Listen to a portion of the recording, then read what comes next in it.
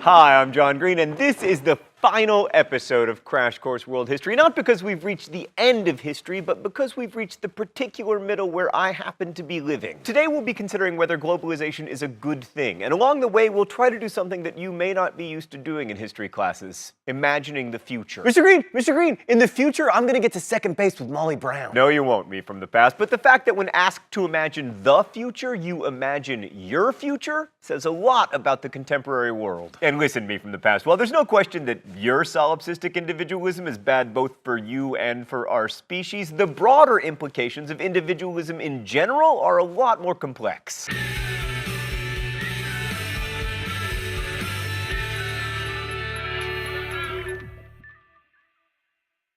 Man, I'm gonna miss you, intro. So last week, ta-da, we discussed how global economic interdependence has led, on average, to longer, healthier, more prosperous lives for humans, not to mention an astonishing change in the overall human population. In the West, globalization has also led to the rise of a service economy. In the US and Europe, most people now work not in agriculture or manufacturing, but in some kind of service sector. Healthcare, retail, education, entertainment, information technology, internet videos about world history, etc. And that switch has really changed our psychology, especially the psychology of upper classes living in the industrialized world. I mean, to quote Frederick Jameson, we are so far removed from the realities of production and work that we inhabit a dream world of artificial stimuli and televised experience. Think of it this way: if you had to kill a chicken every time you visited KFC, you would probably eat fewer chickens. Another change of psychology? Many historians of the now note that globalization has also led to a celebration of individualism, particularly in the wake of the failures of the Marxist collectivist utopias. The generation that lived through the Depression and World War II saw large-scale collectivist responses to both those crises. And they were responses that limited freedom, like the military draft, for instance, which limited your freedom,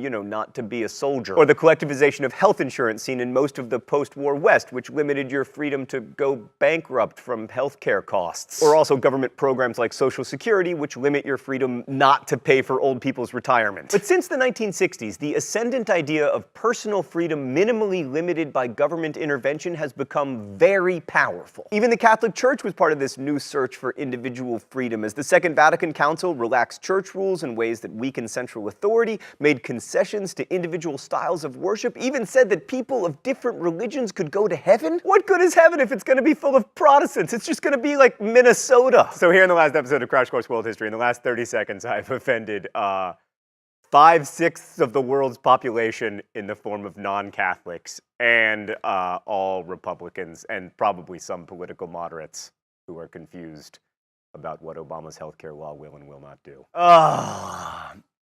Stan, maybe I should just make this episode just an extended rant where I reveal all of my political biases and also my personal biases. Look, you're never going to meet a historian who doesn't have biases, but good historians try to acknowledge their biases, and I am biased toward Canada and its awesome healthcare system. I can't lie, I'm very jealous of you guys. But perhaps the greatest effect of the victory of individualism was on sex and the family. We haven't talked much about sex because my brother's teaching biology, which is basically just sex. But sex is pretty important historically because it's how we keep happening. But in the 20th century, greater variety and availability of contraception made it possible for people to experiment with multiple sexual partners and help to uncouple sex from childbearing, which was awesome. But individualism also had a destabilizing effect on families. As the great Leo Tolstoy put it, all happy families are alike, but each unhappy family is unhappy in its own way. But when your individual fulfillment trumps all, you needn't live amid your uniquely unhappy family, you can just leave. So divorce rates have skyrocketed in the past few decades, and not just in the US. By the turn of the 21st century, divorce rates in China reached nearly 25%, with 70% of those divorces initiated by women. Technology has also driven families apart, as parents and children spend increasing time alone in front of their individual screens, sharing fewer experiences. That's individualism too, but not of a kind that we usually celebrate. But probably the biggest consequence of globalization and the ensuing rise in human population has been humanity's effect on the environment. While populations have increased partly thanks to better yields from existing farmland, much more land has also been brought under cultivation in the past half-century. Often this meant cutting down trees and valuable rainforests. The best known example of this is what's going on in the Amazon, but it happens worldwide. And we're losing land not just for food, but also to grow the global economy. Oh, it's time for the open letter? An open letter to flowers. But first, let's see what's in the secret compartment today. Oh, it's fake flowers. Thank you, Stan. One for behind each ear. Dear flowers, you capture the best and the worst of the globalized economy. You're so pretty, even the fake ones are pretty, but the real ones are constantly dying. They've got to be harvested and shipped and cut very efficiently, and it's a global phenomenon. Like there are flowers in my corner market from Africa. These are from China, but because they are plastic, they could just be shipped in a shipping container. More people can afford to apologize by giving their romantic partners professionally cut and arranged roses than in any time in human history, but in that we have lost something, which is that the whole idea of flowers is that you had to go out into the field and cut them and arrange them yourself to apologize. It's not supposed to be, I'm sorry I forgot your birthday, here's $8 worth of work that was done in Kenya. It's supposed to be, I'm sorry I forgot your birthday, so I went into the fracking forest and got you some fracking flowers. Anyway, flowers, best wishes, John Green. Aw, you guys got me flowers for my last episode of World History. Okay, let's go to the thought bubble. As worldwide production and consumption increases, we use more resources, especially water and fossil fuels. Globalization has made the average human richer, and rich people tend to use more of everything, but especially energy. This has already resulted in climate change, which will likely accelerate. The global economy isn't a zero-sum game. I don't need to become more poor in order for someone else to become more rich. But growth, at least so far, has been dependent upon unsustainable use of the planet's resources. The planet can't sustain 7 billion automobiles, for instance, or 7 billion frequent flyers, although most of us who can afford to drive or fly feel entitled to do so. You'll remember that when we talked about the Industrial Revolution, we discussed the virtuous cycle of more efficiency making things cheaper, which in turn made them easier to buy, which increased demand, which increased efficiency. But from the perspective of the planet, each turn in that cycle takes something. More land under cultivation, more carbon emissions, more resource extraction. That can't go on forever, but worryingly, our current models of economic growth don't allow for any other way. Thanks, Thought Bubble. And then there is our astonishingly robust health. Although much of the world has been ravaged by HIV/AIDS for the past 3 decades, there's been a relative lack of global pandemics since the 1918 flu. And that's particularly surprising given increased population density and more travel between population centers. China has seen 150 million people leave the countryside for cities in the last 20 years. This was Shanghai in 1990. And this is Shanghai in 2010. The population of Lagos was 41,000 in 1900. Today, it's almost 8 million. Of course, people have been moving from country to city for a long time. Remember Gilgamesh?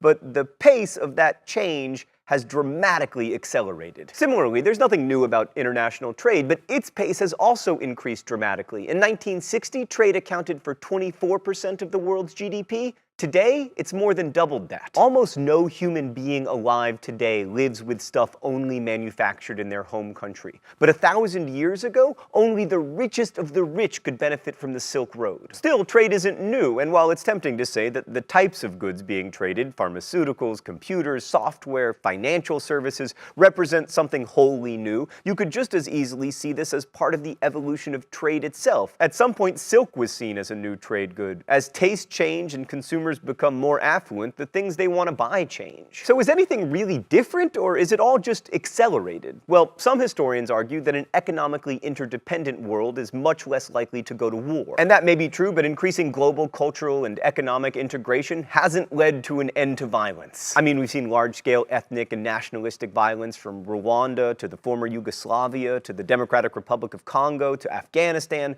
Globalization has not rid the world of violence. But there is an ideological shift in the age of globalization that does seem pretty new, and that's the turn to democracy. Now, this isn't the limited democracy of the ancient Greeks or the quirky republican system originally developed in the US. There are almost as many kinds of democracies as there are nations experiencing democracy. The fact is, however, that democracy and political freedom, especially the freedom to participate in and influence the government, have been on the rise all over the world since the 1980s, and especially since 1990. For instance, if you looked at the governments of most Latin American countries during most of the 20th centuries, you would usually find them ruled by military strongmen. Now, with a couple of exceptions, Fidel, Hugo? Stan, are they behind me right now? Because if they're behind me, I am in favor of collectivizing oil revenue and distributing it to the poor. If they're not behind me, that's a terrible idea. Right, but anyway, democracy is now flourishing in most of Latin America. Probably the most famous democratic success story is South Africa, which jettisoned decades of apartheid in the 1990s and elected former dissident Nelson Mandela as its first black president in 1994. It also adopted one of the most progressive constitutions in the world, but it's worth remembering that democracy and economic success don't always go hand in hand as much as some Americans wish they would. Many new African democracies continue to struggle. The same is true in some Latin American countries, and China has shown that you don't need democracy in order to experience economic growth. But for a few countries, especially Brazil and India, the combination of democracy and economic liberalism has unleashed impressive growth that has lifted millions out of poverty. So can we say that it's good then? Can we celebrate globalization in spite of its destabilizing effects on families and the environment? Well, here's where we have to imagine the future, because if some superbug shows up tomorrow and it travels through all these global trade routes and kills every living human, then globalization will have been very bad for human history, specifically by ending it. If climate change continues to accelerate and displaces billions of people and causes widespread famines and flooding, then we will remember this period of human history as short-sighted, self-indulgent, and tremendously destructive. On the other hand, if we discover an asteroid hurtling toward Earth and mobilize global industry and technology in such a way that we lose Bruce Willis but save the world, then globalization will be celebrated for millennia. I mean, assuming we have millennia and can convince Bruce Willis to go. In short, to understand the present, we have to imagine the future. That's the thing about history. It depends on where you're standing. From where I'm standing, globalization has been a net positive. But then again, it's been a pretty good run for heterosexual males of European descent. Critics of globalization point out that billions haven't benefited much, if at all, from all this economic prosperity, and that the polarization of wealth is growing, both within and across nations. And those criticisms are valid, and they are troubling.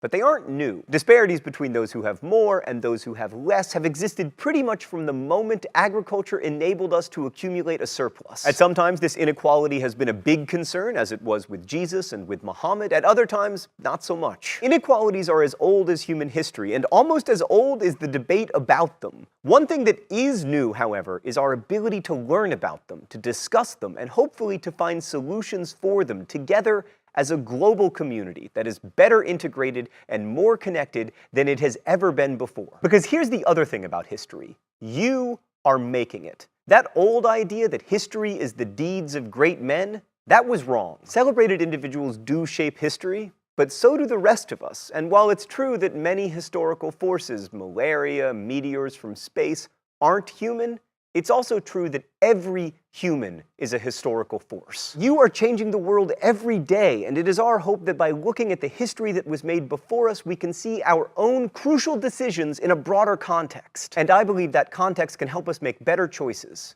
and better changes. Thanks for watching.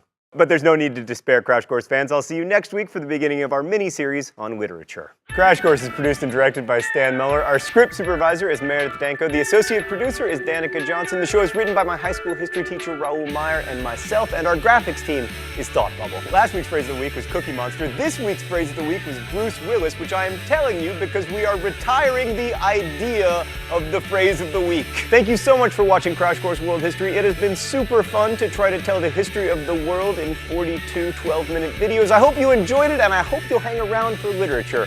Thanks for watching, and as we say in my hometown, don't forget to be awesome. Oh, Stan, that's a crash.